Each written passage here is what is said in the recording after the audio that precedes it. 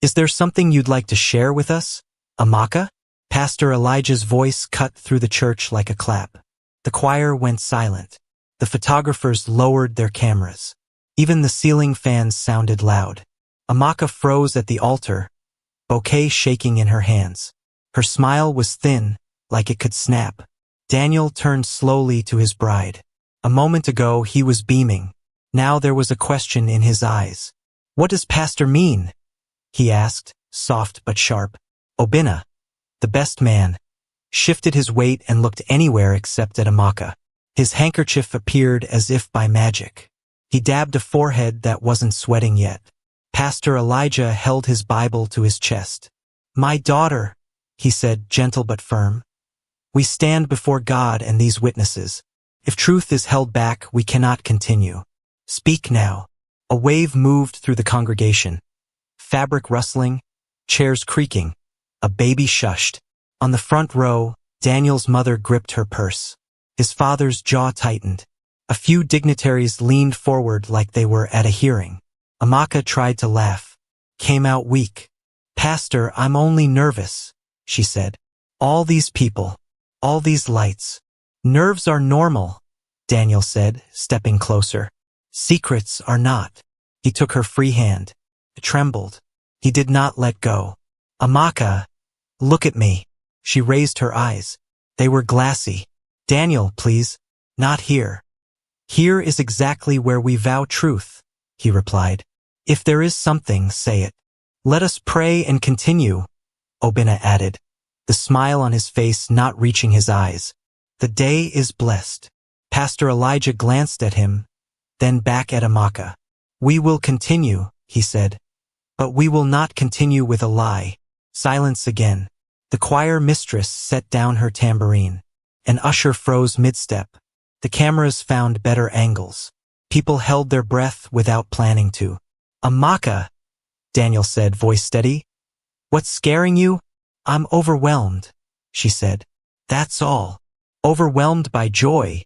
he asked. "Or by something else?" She squeezed the bouquet tighter. The stems pressed into her palm. "Pastor," she tried again. "Please, I'm fine."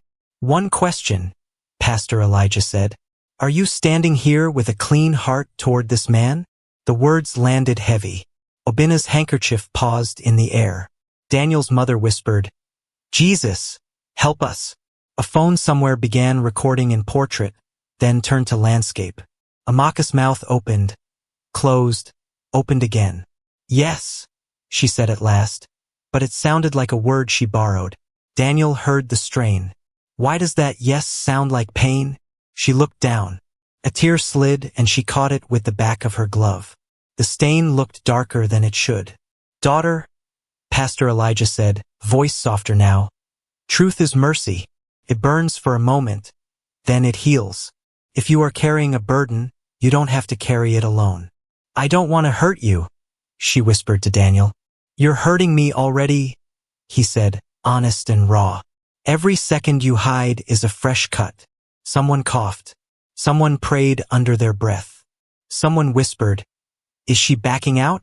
Another voice replied, "Watch Obinna's face." Obinna gave a small, wrong laugh.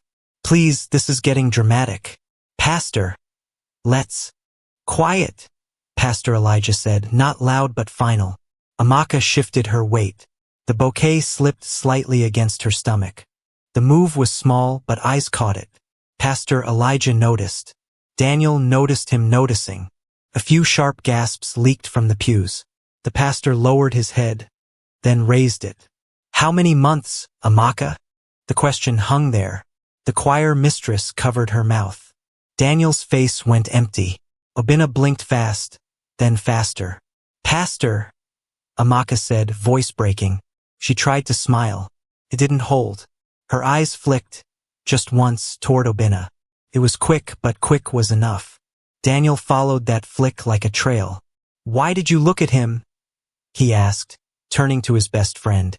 "I didn't," Amaka said too fast. "She didn't," Obinna echoed, also too fast. The handkerchief returned to his forehead. "Amaka," Daniel said, pain now mixing with fear. "If there is something, tell me yourself." Don't make me hear it from a stranger or a headline. Pastor Elijah stepped half a step nearer, giving space and strength at once. We are not here to shame you, he said. We are here to protect a holy vow from being built on sand. Speak, and let God help you. Amaka shut her eyes. Her shoulders trembled once, then again. The maid of honor squeezed her elbow. Say it, she whispered. You can breathe afterward. Daniel's mother pressed a hand to her chest and prayed in a whisper that sounded like a cry. Daniel's father stared straight ahead, a statue with questions. The whole church leaned toward the altar as if the building itself wanted to hear. I love you, Amaka whispered to Daniel. Then love me with the truth, he said, even if it hurts. She nodded weakly, but no words came. She tried again, swallowed, tried again. The bouquet shook. A petal fell and landed on the glossy floor, bright and silent. Pastor Elijah didn't hurry her. We will wait, he said. Better to pause a wedding than to bury a marriage. A murmur rolled through the crowd. Agreement, shock, worry, hunger for gist. All at once. The cameras were steady now. No one wanted to blink. Amaka lifted her head. She wiped her face. She looked at the cross behind the pastor, then at Daniel, then at Obina, then back at Daniel. Her lips parted. Daniel's hand found hers again, warmer this time, though his fingers were cold. Whatever you say, he told her. Say it straight. She took in a long breath that shivered on the way in. Her chest rose. Her eyes shone. The church waited. The city waited. Our hearts waited. Pastor, she began, voice thin but clear. And at that edge, right where truth was about to step into the light, the church held its breath and the world seemed to pause. Speak, Amaka, Pastor Elijah said again, his voice calm but firm. We cannot continue until your heart is clear. The church remained painfully quiet. The silence was so thick that even the faint hum of the ceiling fans sounded loud. Every eye was on the bride. Amaka stood frozen, her hands tight around the bouquet, her knuckles white. A bead of sweat slipped down her temple, ruining the perfect makeup that had taken hours to prepare. Daniel leaned closer. Amaka, he whispered, though the whole hall still heard him. What's going on? Why is Pastor saying this? Her lips trembled. I don't know, she stammered. It's just nerves. Daniel shook his head slowly. No, this is not nerves. There's something you're not telling me. His grip on her hand tightened, searching for reassurance, but all he felt was her shaking. Obina shifted uncomfortably beside them, the eyes of the congregation burning into him as much as into her. He dabbed at his forehead with a handkerchief, though the church was cool. Pastor Elijah took a step forward, raising his Bible slightly. Daughter, he said, his gaze fixed on Amaka. The spirit is restless. Something is hidden. Better it comes out now than later. Gasps rippled quietly through the pews. Some people leaned forward, others whispered behind their palms. From the front row, Daniel's mother clutched her scarf tighter, her lips moving in silent prayer. Amaka, Daniel pressed again, his voice breaking slightly. Look at me. Forget everyone else. If there is something, tell me now. She looked into his eyes, and her own filled with tears. She wanted to speak, but the words refused to come. Instead, she glanced quickly at Obina, just for a moment. It was small, almost nothing, but it was enough. Daniel caught it. His head turned slowly toward his best man. Why are you looking at him? I didn't, Amaka said too quickly. I wasn't. She didn't. Obina jumped in nervously, his voice too high, too fast. She was just looking around. Daniel's frown deepened. Then why do you look so guilty, Obina? Obina opened his mouth, but nothing came out. He forced a weak laugh and looked away, but the tension in his face betrayed him. The pastor lifted a hand, silencing them both. His voice dropped low, but the weight of it filled the room. Amaka, this is not about nerves. Your spirit is unsettled. Your heart is heavy. If you hide it, it will destroy you. Speak now. Amaka's knees weakened. She swayed slightly, forcing her maid of honor to steady her. "Please, Pastor, can we continue?" she begged. Her voice cracked. "No," Pastor Elijah said firmly. "We cannot continue with a lie." Daniel's chest tightened. He turned back to her, his voice desperate now. "Amaka, don't do this to me. Not here. Not like this. If you ever loved me, give me the truth." Her tears finally slipped free, rolling down her cheeks. I love you, Daniel," she whispered. "Then show it," he said, his jaw tightening. "Don't bury me with silence." The church held its breath.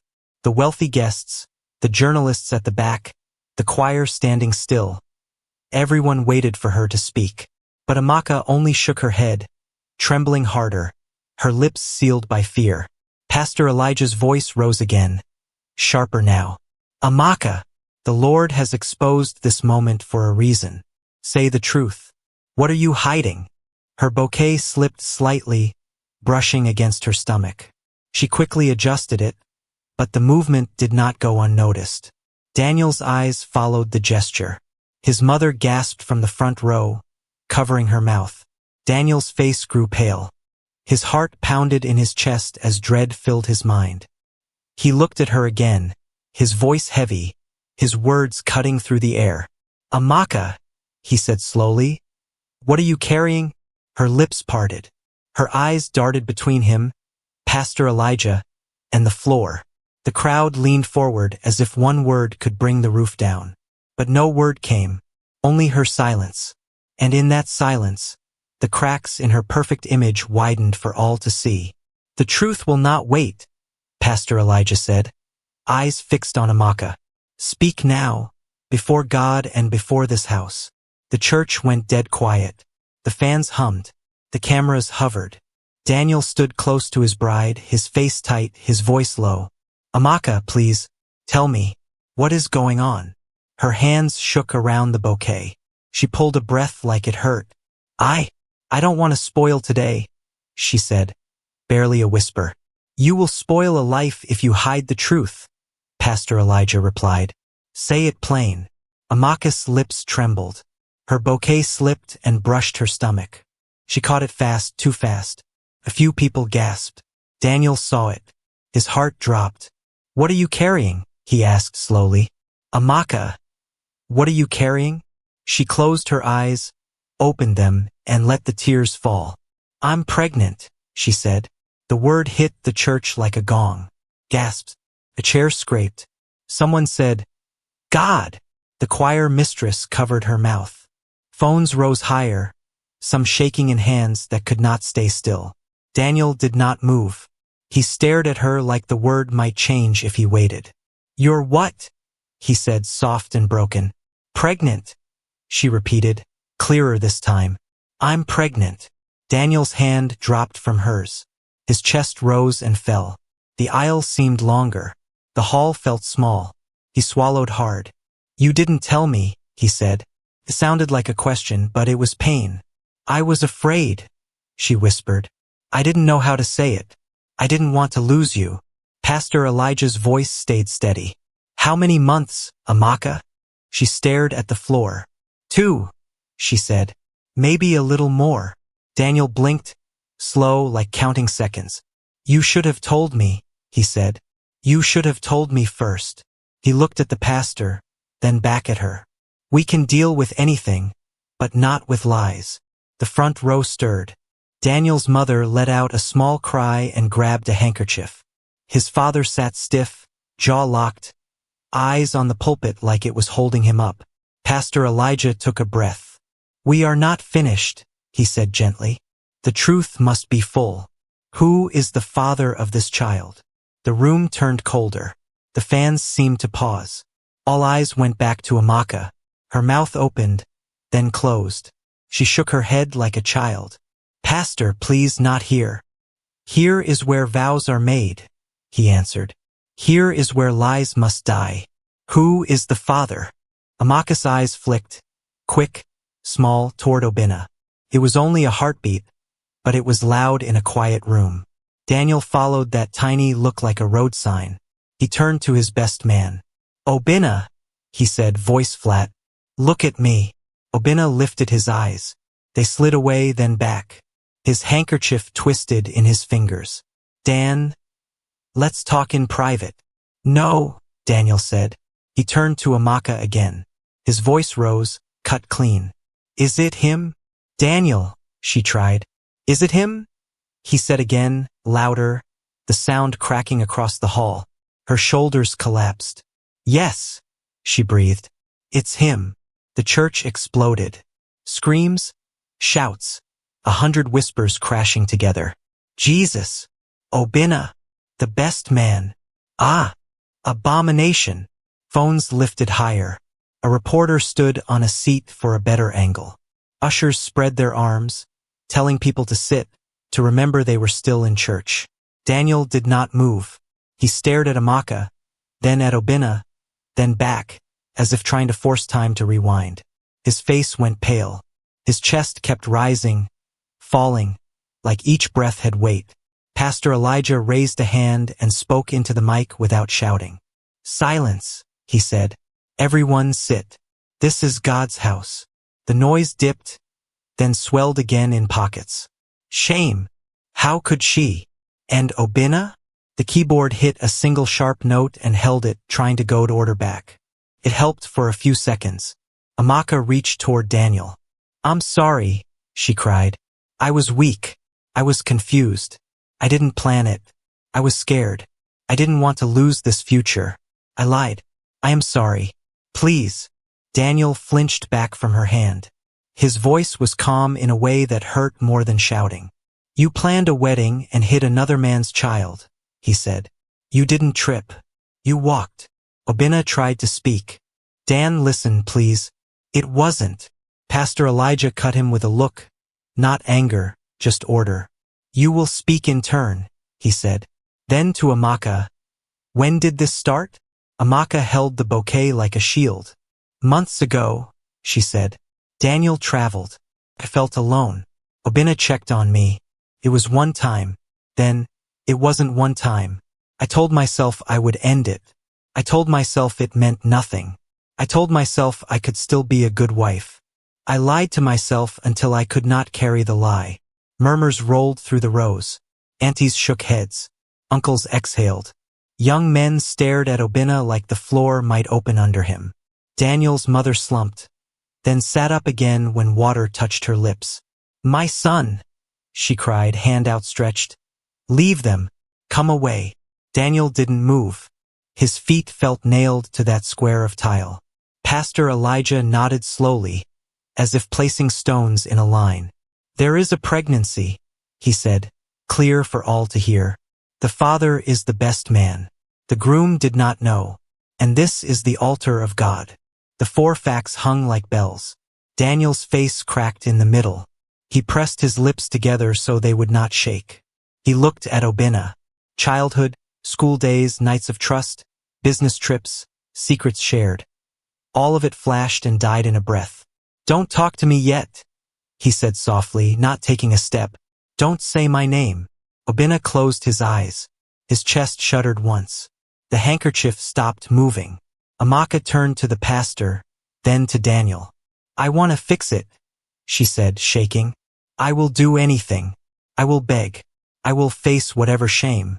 Please, Daniel. Please don't end me here. From the back, someone hissed. Another whispered, Mercy. Another said, Truth first. Pastor Elijah raised his hand again. No more noise, he said. The room dipped. He set his Bible on the pulpit, palms open. This altar will not cover sin.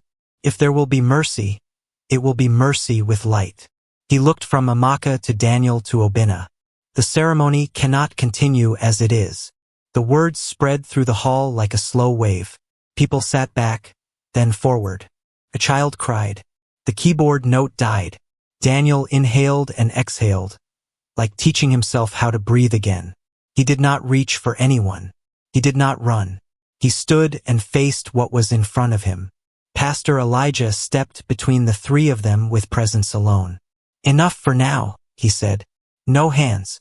No insults. We will move with wisdom. The church thrummed on the edge of something worse. Anger, shame, Heat, noise. Ushers held the aisles with open palms. Cameras blinked. Lips moved in prayer and in gossip. And there, under the bright lights, with lace and gold and eyes everywhere, the confession hung in the air like a bell that would not stop ringing. Amaka was pregnant, and the father was Obinna, and the church erupted, the wedding torn open, the next moment trembling just out of reach. The church had not settled. People were still shouting, standing, waving hands, whispering, recording. The truth was out, but the storm was just starting. Daniel turned fully to Obinna, his face red with rage. "You?" he said, his voice sharp. "My best friend? My brother." Obinna's lips trembled. "Daniel, please." Before he could finish, Daniel grabbed his collar and yanked him forward. "You touched her?" he shouted. "You slept with her while I trusted you?" The congregation gasped as Obinna staggered, struggling to find words. "It was a mistake. I swear it was a mistake." Daniel pulled him closer, his fist clenched. "A mistake that happened once? Or a mistake that happened again and again?" His voice cracked with fury. Obinna's silence gave the answer. His eyes dropped to the ground. That was enough. Daniel's fist flew, striking Obinna square on the jaw. The sound echoed louder than the microphones. Obinna stumbled back, nearly falling to the floor. "Daniel, stop!" Pastor Elijah shouted, moving forward. "This is God's house." But Daniel didn't hear him.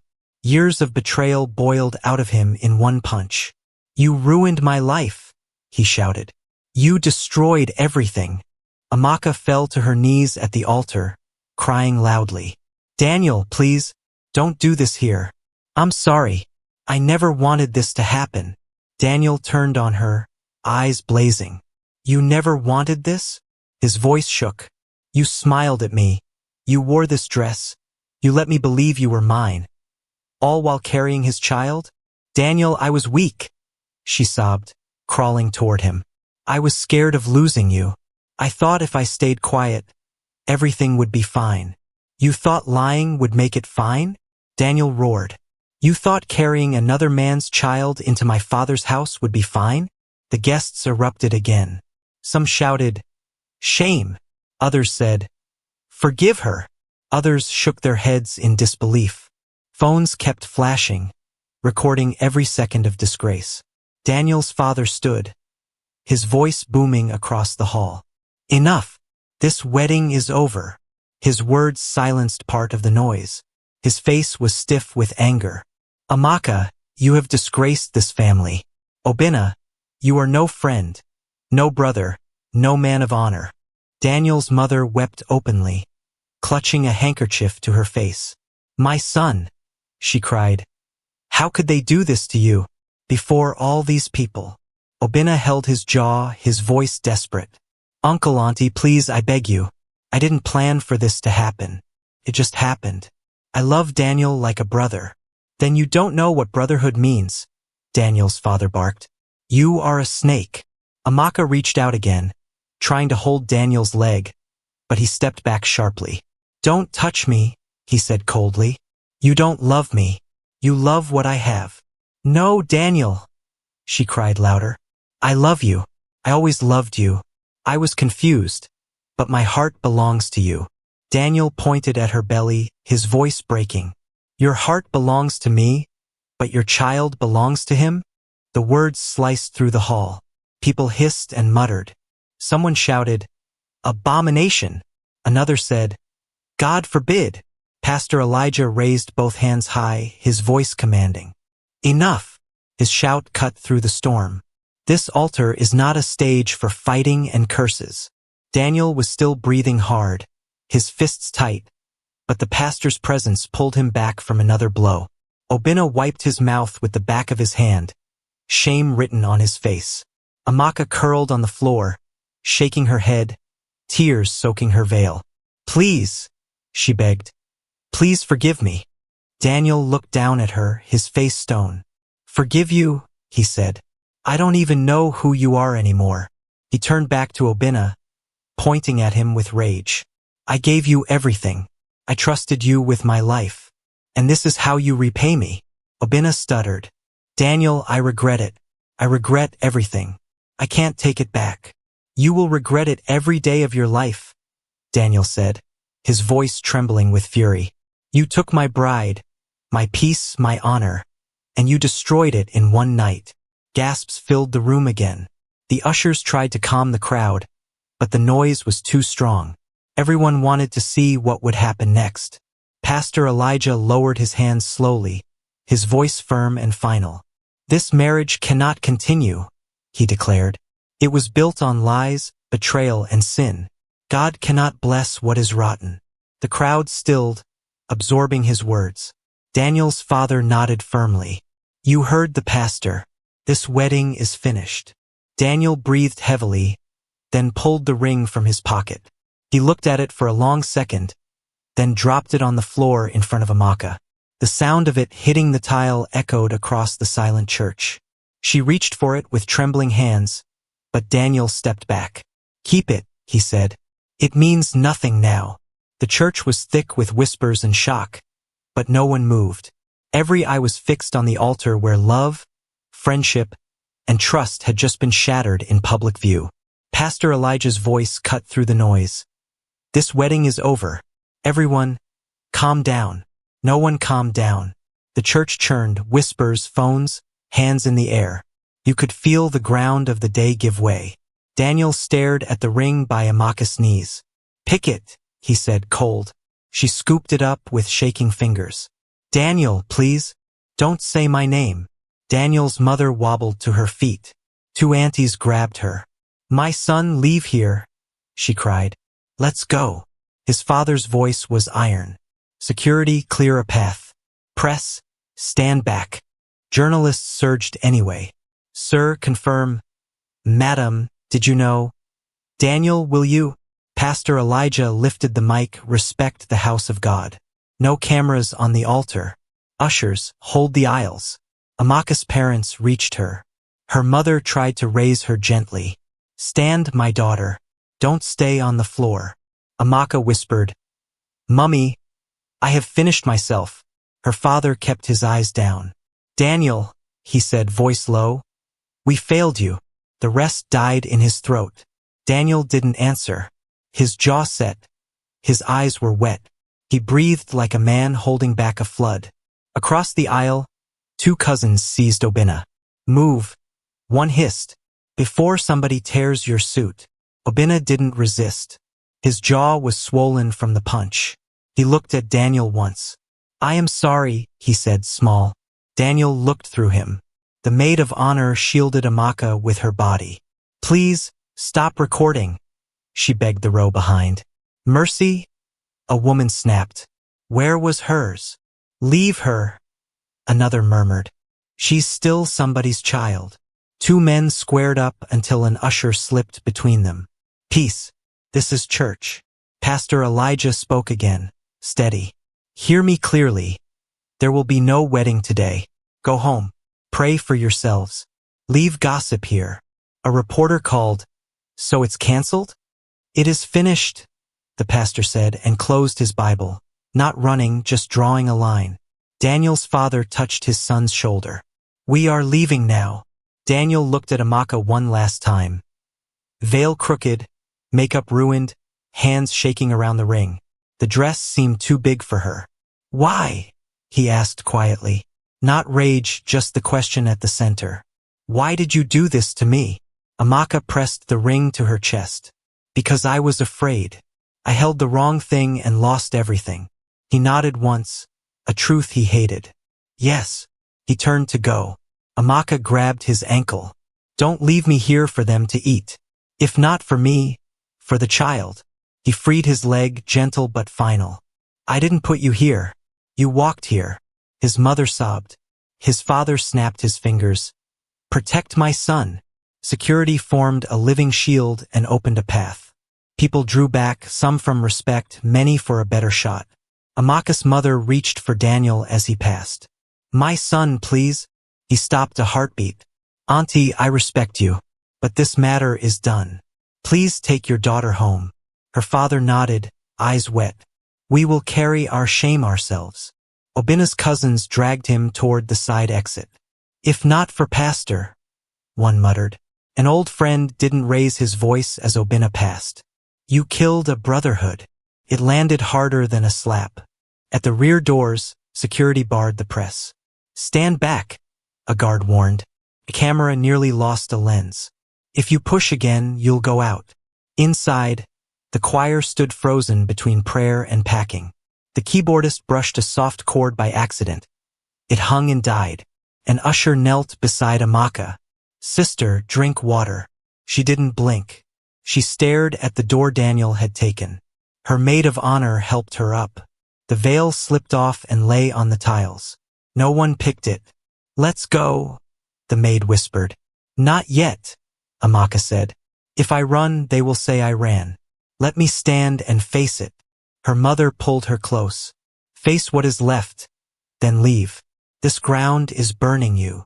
At the main doors, Daniel paused and looked back at the gold drapes, flowers, lights. The stage built for joy now holding ruin. He held the sight one breath longer, then stepped outside. The sun hit him. Cameras hit him. Sir, one word, a reporter called. Without looking up, he said, Truth. Let everyone hold their own. He entered the car. Doors shut. Engines turned. The convoy rolled through the gate as guests parted. Hands over mouths, phones high, whispers following like dust. Back inside, Pastor Elijah spoke to the ushers. Clear the altar. No more pictures. Help both families leave quietly. He went to Amaka. Take her home, he told her parents, kind but firm. Let no one touch her. Shame is heavy enough. Thank you, Pastor, Amaka whispered, eyes empty. Her father wrapped an arm around her. We are going, he said. Step by step, they moved through a path of thorns. Faces hard, faces soft, faces hungry. No one was neutral. The side door opened and closed on Obina, pushed into a small car by cousins who didn't look at him. We'll talk at home, one said. The tone promised storms. The hall thinned. The choir packed quietly. Decorators stared at a beautiful stage that had hosted a wreck. Two cleaners swept petals that looked like wounds against white tile. Pastor Elijah stood by the pulpit, eyes closed. He prayed short and plain. Lord, keep them from worse. Heal whoever will be healed. He opened his eyes. An usher clapped softly. Service is over. Please go in peace. Outside, the last camera panned across the big gate and quiet compound. A fallen veil lay forgotten on a bench. Inside, on the center aisle, a faint wet ring from a single tear marked the tile where Amaka had knelt. The wedding was done. Only pieces remained, and the slow, public walk away from them. Breaking. Pastor stops billionaire wedding. Bride exposed at altar. That was the headline flashing on almost every phone in Lagos the next morning. Clips from the church were everywhere. Amaka's tears, Daniel's punch, Pastor Elijah's stern voice. The scandal had escaped the church and was now running wild in the streets. Inside his father's mansion, Daniel sat in his room with the curtains drawn. His phone would not stop vibrating. Calls, messages, notifications. He didn't pick any. His mother came in quietly, carrying tea. My son, you need strength, she said softly. Daniel shook his head. I don't want tea. I don't want food. I don't even want to see the sun. You can't lock yourself away forever, she said, sitting beside him. The world will talk today, tomorrow, even next week. But they won't talk forever. Daniel let out a bitter laugh. Mummy, it's not just the world talking. It's me. I keep hearing it. Her voice. His silence.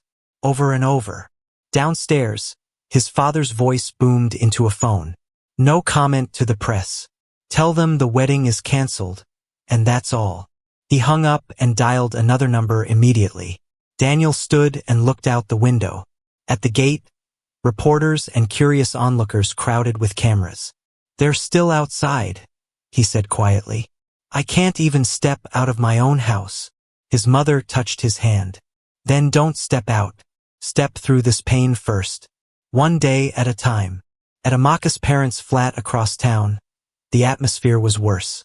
Neighbors had gathered outside, whispering loudly. Some knocked on the door just to see her face. Amaka sat on the sofa, her wedding gown gone, replaced by a simple wrapper. Her eyes were swollen from crying. She held the ring in her palm, staring at it like it could give answers. Her mother crouched beside her. "Don't look at that thing again. It's finished." Amaka whispered, "Mummy, what will happen to me now? Everyone hates me." "Not everyone," her mother said. "I don't hate you." But even as she spoke, the sound of mocking voices drifted in from the corridor. She wanted money, now see her life. Best man's baby in her stomach. Shame. Amaka covered her ears. "Make them stop," she cried. Her father stood by the door, fists clenched. "If I open this door, someone will regret it." Her mother held his arm. "Leave them. Shame is already heavy enough. Fighting won't remove it." Amaka curled into herself. "Daniel won't forgive me. Obinna won't even stand by me. I'm alone." Her mother hugged her. "You are not alone. You still have us. You will rise again, but first you must face what you caused." Meanwhile, Obinna was hiding at his cousin's small apartment. He hadn't stepped outside since the wedding. His cousin dropped a newspaper in front of him. "Look at this headline. They're calling you Judas of the altar." Obinna buried his face in his hands. "I can't breathe. I destroyed my brother. I destroyed myself." The cousin paced the room. "You can't stay here forever. People will find you." Obinna's phone buzzed with new messages. He checked one. It was from an old friend. "You are dead to me." Another message came from his father. "Don't come home until you are ready to face us." Obinna sighed heavily. "Even my own family doesn't want me back." "Then what did you expect?" his cousin snapped. "You betrayed your closest friend. You made a fool of him in public. Do you think people will clap for you?" Obinna's eyes filled with tears. "I want to apologize. I want to beg. But Daniel will never listen to me again." "Then stop thinking of yourself," his cousin said coldly. "Think of that child. Whether you like it or not, the child is yours." Obinna nodded slowly. "I'll take responsibility. I have to, even if the world spits on me." He typed a short message to Daniel. "I don't expect forgiveness. I will carry my own shame. I will not disturb you again. I am sorry." He pressed send and placed the phone face down. Back at Daniel's house, the family lawyer arrived with a printed statement. "This is what we'll release," he said. Daniel's father read it aloud. "We are grateful to God for truth. We thank Pastor Elijah for his courage. The wedding has been canceled. We ask for privacy at this time." Daniel listened, his jaw tight. "Send it," he said. Within minutes, the statement hit social media. Comments flooded instantly. "God saved him. She was after his money. Men are wicked too. He punched his friend in church. That child better not suffer." Daniel dropped his phone again. "Let them talk," he muttered. "Their voices can't be louder than what's already inside me." His mother touched his shoulder. "Your heart will heal. Don't let their words decide your tomorrow." Daniel nodded faintly, but his eyes stayed hollow. That night, Lagos was still buzzing. The story filled Danfo buses, hair salons, beer parlors, and WhatsApp groups. Everyone had a version. Everyone had an opinion. In 3 different rooms, Daniel's mansion, Amaka's parents' flat, Obinna's cousin's apartment, 3 broken souls sat awake, listening to the noise of a city that had taken their private sin and made it a public feast. And none of them knew how tomorrow would look, only that nothing would ever be the same. The knock she feared came from inside her own chest. Amaka stood at the estate gate, palms sweating, eyes stinging. "Please," she told the guard. "Tell him I'm here." The guard pressed the intercom. "Madam Amaka at the gate." Silence. Then Daniel's voice, flat through the speaker. "Do not let her in." Amaka leaned closer. "Daniel, please. 5 minutes. I just want to talk." "No," he said. "Not today. Not here. Not again." The line clicked off. She swallowed hard. "I'm carrying a child," she whispered to the metal box, as if it could feel pity. "I am sorry." The guard shifted, uncomfortable. Auntie, you should go. She nodded without seeing him and stepped away. The sun felt hotter than it should. People in cars slowed, stared, whispered. She kept walking until the whispers faded and only her breathing remained. Back at her parents' flat, the corridor was finally quiet. Her mother met her at the door. You went. Amaka nodded. He told the guard not to let me in. Her mother pulled her into a hug. Enough for today. Sit. I need him to hear me, Amaka said, voice thin. Not to forgive me, just to hear me. Her father stood by the window, jaw hard. A man can refuse to hear, he said. But he cannot refuse the consequences. You must prepare for yours. Amaka stared at her hands. I'm already living them. Her phone buzzed. She checked the screen. Obina. She answered quickly. Obi. Don't call me that, he said low and sharp. My parents are here. Your calls are causing trouble. My calls? She repeated. Trouble. They're saying I should deny everything until there is a test, he said. They said I should stop talking to you. And what are you saying? Her voice cracked. Silence. Then, I can't come. Not now. I need to think. Think? Her laugh was small and broken. You did not think at the altar. His tone hardened. Amaka, don't start. I lost everything too. You can still walk outside, she said. I cannot even cross a corridor without people pointing. He sighed. When things calm down, we will talk. Things won't calm down, she said, angry tears rising. We made a storm. The line went dead. Mummy, Amaka whispered. He's running. Her mother's mouth tightened. Then run after God, not after him. Afternoon melted into evening. Amaka's friends sent messages that felt like shadows. Saad, I love you, but I can't be in this mess. Ngozi, I will pray for you from afar. Bimbo, you did wrong. Face it. Her ring lay on the table where she had dropped it. She stared, then picked it up and slid it into a small tin beside old earrings. Stay there, she told it. Stay and be quiet. When night came, she could not sleep. She opened Daniel's chat and typed I am sorry 12 different ways, then deleted all of them. She opened Obina's chat and typed stand like a man, then deleted that too. The only message she sent was to Pastor Elijah. Sir, are you awake? His reply came in 2 minutes. Yes. Are you safe? Safe from people, yes, she typed. Safe from myself, no. I will call you in the morning, he wrote. Tonight, breathe. No decisions in the dark. Morning brought noise. The corridor woke with gossip. A radio somewhere was discussing her name as if it belonged to everyone. Her mother turned it off and put boiled yam on a plate. Eat, she said. I'm not hungry. Eat, her mother repeated. Shame is heavy. Don't carry it on an empty stomach. Amaka took one bite, then another, then stopped.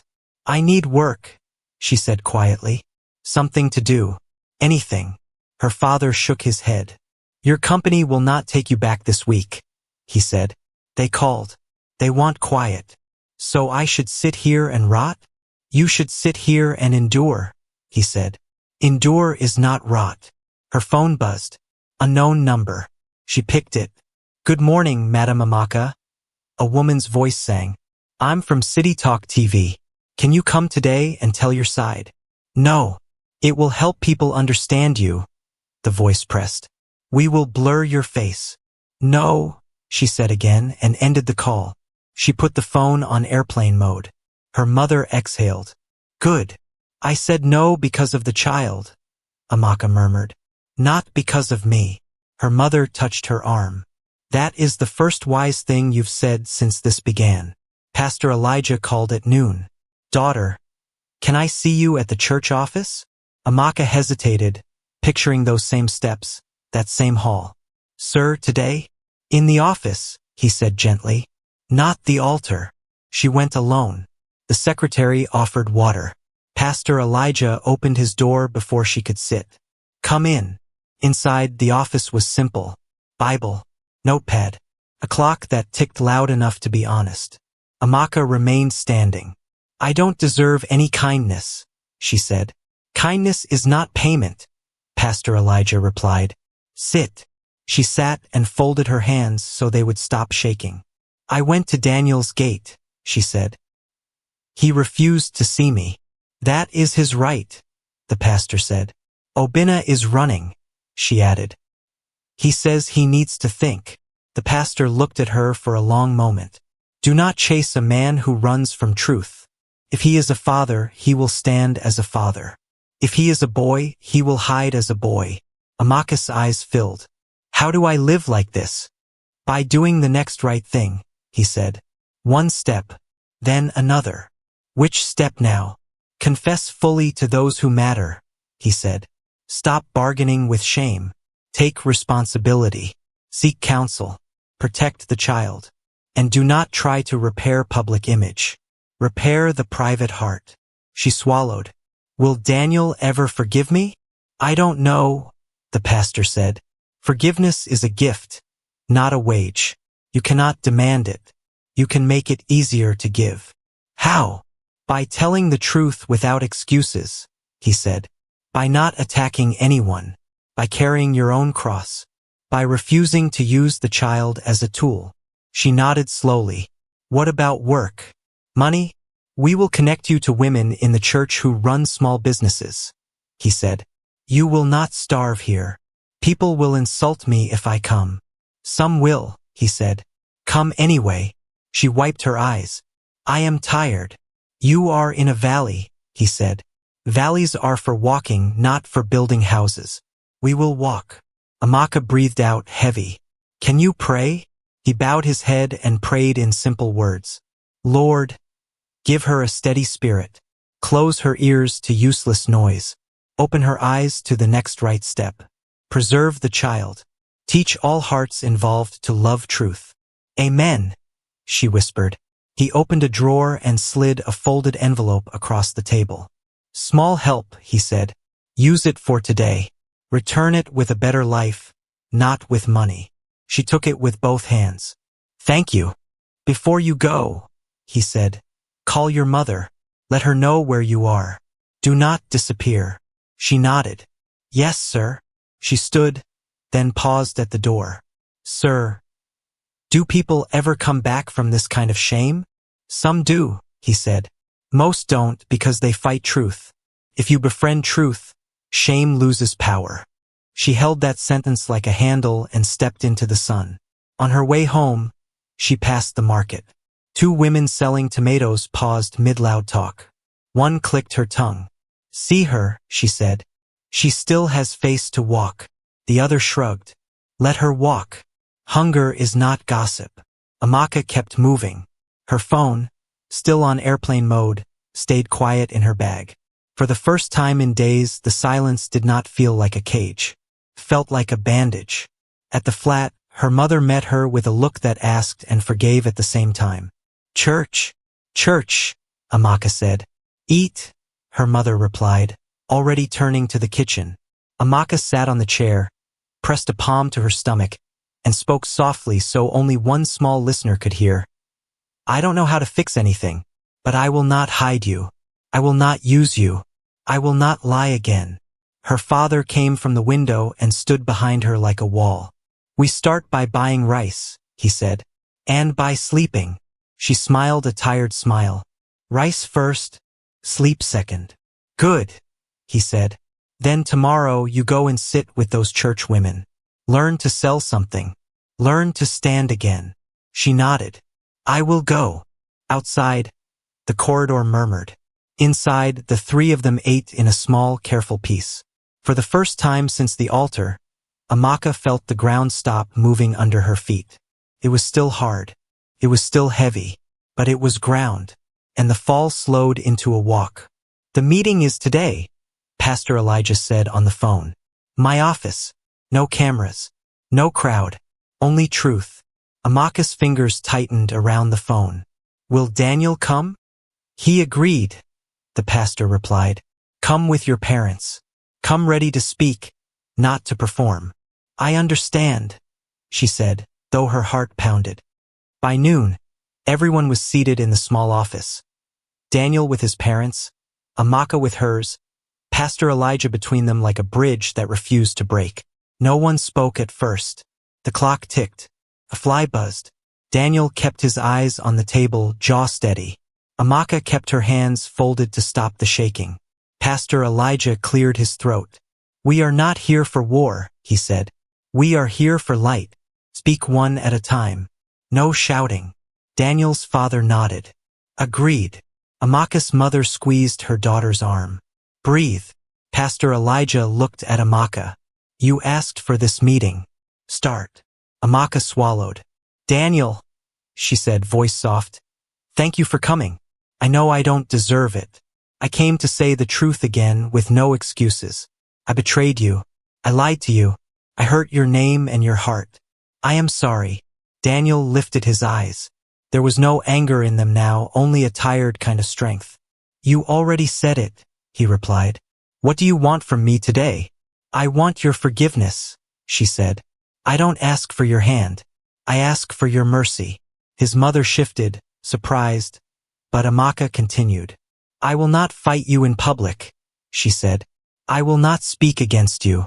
I will face my shame quietly. I will protect this child. I will never use the child to drag your name." Pastor Elijah nodded once. "Good. Anything more?" Amaka looked at Daniel's parents. "I am sorry to you too," she said. "I brought disgrace to your family. Cannot clean it. I can only carry my own." Daniel's father watched her for a long moment. "We heard you," he said. Pastor Elijah turned to Daniel. "Your turn." Daniel drew breath. "Amaka," he said, "I don't hate you. Hate would be easy. I am simply done. Cannot marry you. I cannot pretend I did not hear what I heard at the altar." A small sound escaped Amaka's throat. She lowered her head and nodded. "I understand." Daniel continued, voice clear. "I will not insult you in public. I will not mock you. But I will also not stand beside you as a husband. The trust is gone." Her father bowed his head. Her mother wiped her eyes silently. Pastor Elijah folded his hands. "There remains one matter," he said. "The child." Daniel looked at him. "Yes. Whatever you decide as a man," the pastor went on, "remember an innocent life is involved. Do not punish the child for the sins of adults." Daniel nodded. "I have thought about this," he said. "If a test says the child is not mine, I will still make sure the child does not suffer.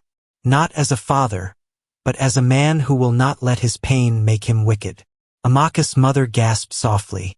Amaka covered her face and cried. Daniel spoke again, firm. "But understand me well. I will not be used. I will not be dragged into secrets again. Everything must be straight." "It will be straight," Pastor Elijah said. "We will do things in order. Health, support, boundaries."